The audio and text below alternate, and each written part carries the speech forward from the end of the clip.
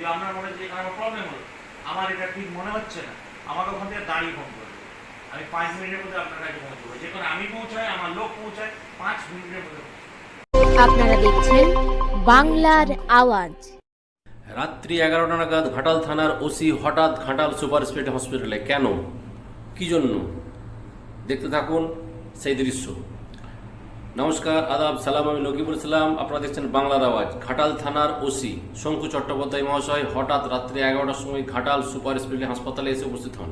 উনি sister, nurse, doctor সকলের সাথে কথা বলেন এবং জিজ্ঞাসা করেন কোনো অসুবিধা আছে নাকি। যদি কোনো অসুবিধা থাকে বলুন, যদি কেউ পেরেশান করে বলুন, কি অসুবিধা সেটা বলুন।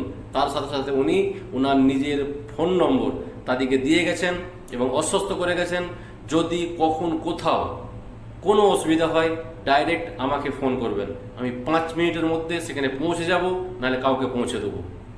এটা উনি কথা দিয়ে গেছেন।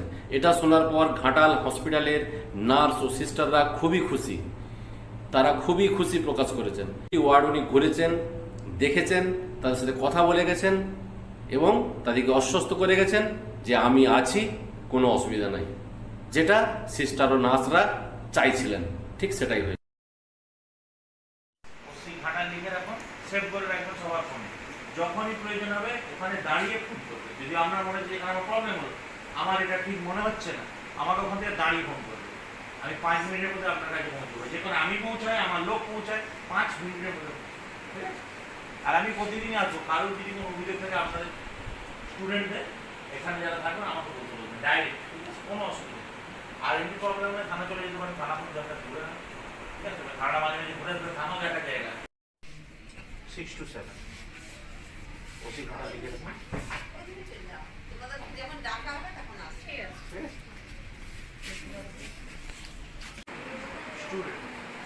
আপনাদের কি কেউ ডিস্টার্ব করে? ভয় পাবেন না, ভয় পাবেন না, ভয় পাওয়ার কিছু